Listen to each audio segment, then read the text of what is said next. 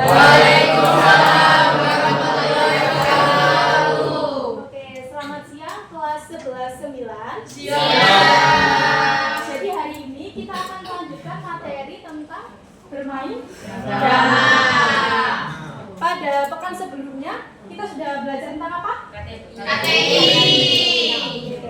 Oke, sekarang berhubung sudah waktunya dan mepet penilaian akhir semester, jadi kita agak kebut ya. Jadi hari ini kita akan belajar tentang bermain drama.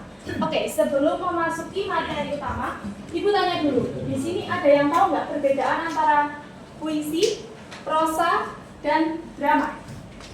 Ayo. Berdasarkan mungkin bentuknya atau hasil produknya. Ayo silakan. Oke, gimana? Kalau puisi itu terdiri dari beberapa bait. Kalau prosa itu terdiri dari beberapa paragraf. Yang drama itu berisi dialog-dialog antar tokoh. Oke, tepuk tangan untuk kita. Lanjut, belakangnya Istifa, silakan. Kalau puisi itu biasanya menggunakan majas, kalau prosa itu menggunakan lugas dan langsung. Kalau drama itu biasanya menggunakan bahasa sehari-hari. Oke, tepuk tangan untuk kita. Selanjutnya yang sebelah kanan, silakan. Saya. Yes, Kalau puisi itu menyampaikan perasaan dan pengalaman, kalau prosa menyampaikan cerita, informasi atau ide, kalau drama ditampilkan di panggung. Oke, tepuk tangan. Oke, jadi jawaban Bima, Iftita, sama Yesi itu sudah benar ya. Jadi ketiganya ini adalah, kalau ini dari persamaan dulu, dari puisi, prosa, dan drama. Biasanya itu kalimatnya itu lebih santai, terus menggunakan majas, tergantung penggunaan. Kalau puisi biasanya menggunakan majas apa aja? Terus meta? Kalau prosa ini tuh lebih dalam produknya itu bentuknya seperti cerita pendek atau cerpen. Jadi mengandung cerita kehidupan, realita kehidupan. Biasanya kalau dalam prosa ini tuh biar nggak bosen dikasih majas hiperbola. Majas hiperbola itu apa sih? Lanjut. Kalau drama ini yang pasti sama karya sastra tapi berisi dialog. Dalam drama harus ada dialog, harus ada orangnya, harus dipentaskan dan ditampilkan boleh. Jadi nanti pertunjukannya itu kalau puisi biasanya gimana? Musikalisasi? Puisi. Kalau prosa ini dibaca biasa juga bisa. Kalau drama harus dipersiapkan baik ada properti, Orang, tema, latar belakang, pemain, cerita, tokohnya, alat cerita, ya, cerita. Terus apa lagi? Tempat, boleh. peran, Ada lagi apa? Musik. Di sini ada yang sudah pernah melakukan pertunjukan drama ya? Sudah pernah semua. Oke, jadi kurang lebih tahu ya drama itu bagaimana? Jadi dari ketiga karya sastra ini itu hampir memiliki persamaan dan perbedaan. Ini persamaannya ya, sama-sama karya sastra menggunakan majas. Kemudian tujuannya itu refleksi kehidupan juga, kayak ternyata kehidupan itu bisa dijadikan suatu karya yang indah gitu. Selanjutnya kita masuk dalam materi selanjutnya, yaitu struktur naskah drama. Jadi dalam suatu drama itu intinya harus ada apa ya? dialog, epilog. Oke, pintar. Sudah membaca semua ya ini? Sudah. Ada Oke,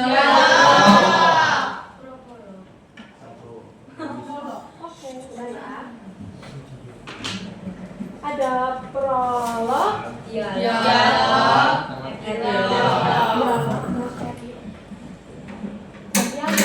ada yang bisa jelasin prolog itu apa? Naskah pengantar itu drama. Oke, tempatnya di awal. Terus, kalau dialog di tengah ya. Kalau epilog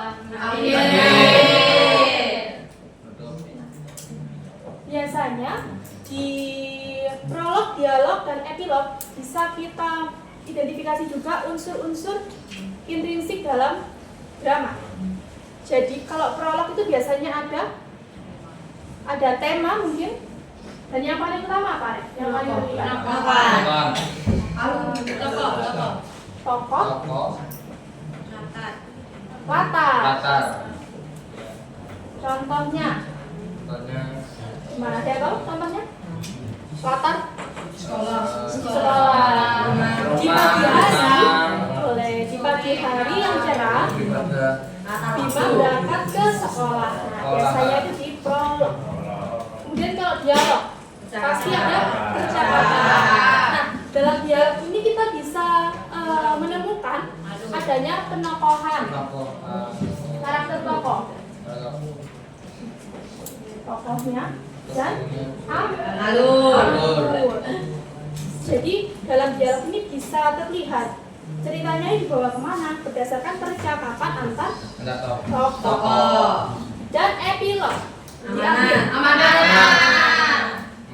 Oke. Biasanya di epilog ini tentu ada amanat.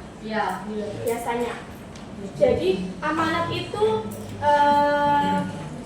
pesan yang akan disampaikan dari dramanya itu, dari naskah dramanya. Oke.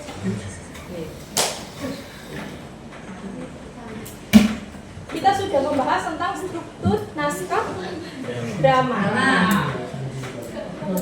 Tadi sudah kita singgung juga, ada tema, latar, alur, tokoh, dan penokohan.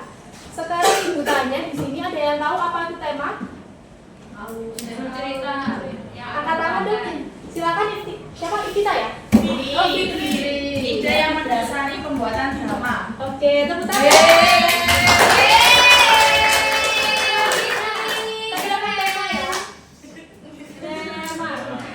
Selanjutnya alur. Siapa yang bawa alur? Siapa dulu tadi? Belakang saya dulu. Yasmin ya? Yasmin silahkan. Alur apa? Jalannya sebuah cerita. Oke, jalannya sebuah cerita.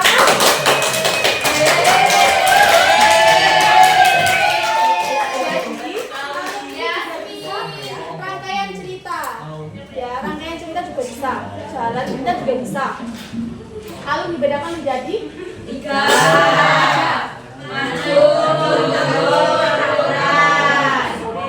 Gampang ya, bisa semua ya.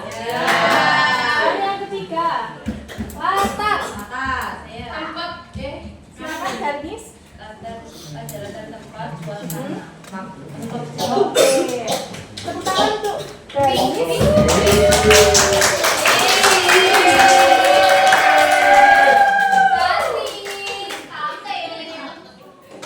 Nah, jadi latar itu dibagi menjadi 3. Tempat, waktu, dan suasana. Oke. Lanjut, ada Penokohan.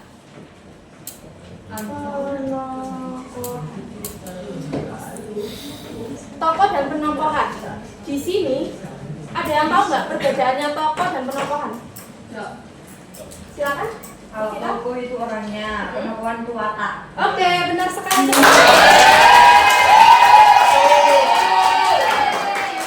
Kalau tokoh itu kalau penokohan itu bisa watak, bisa karakter. Nah, kalau penokohan ini ada berapa jenis? 2.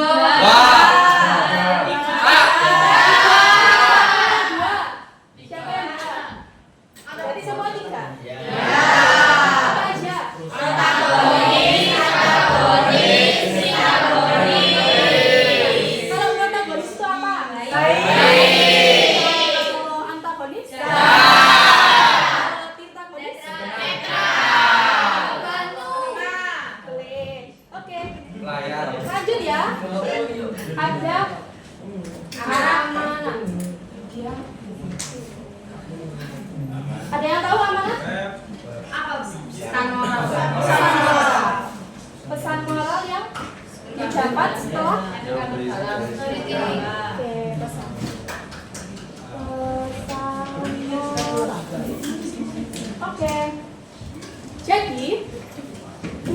Jadi unsur pembangun drama itu unsur intrinsik ya, dari dalam naskah itu ada ini, ada tema, alur, latar, tokoh, amanah.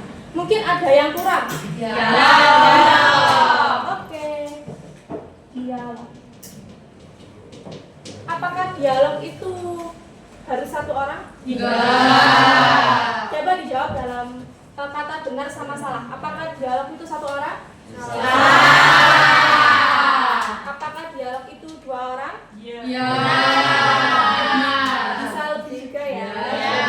Jadi minimal kalau dialog itu ada Dua orang. Nah, dialog ini nggak harus pakai kata baku. Tergantung Kawan bicara. ya, tergantung lawan bicara, tergantung kondisi sosial. Mungkin kalau untuk konteksnya Tergantung tema. pendidikan, ya tergantung tema juga. Kalau konteksnya pendidikan antara dosen dan mahasiswa mungkin bisa bahasa formal. Kalau mungkin di pasar atau di kampung bisa Bahasa sehari-hari. disesuaikan. Kalau orang Madura ya mungkin dialeknya Madura. Jadi tergantung dengan kondisi cerita. Ya, kondisi lingkungan di sekitar. Oke. Lanjut ya, sudah paham ya? Paham. Dari materi ini ada yang ditanyakan? Sampai paham. Sudah bisa? Sudah. Oke.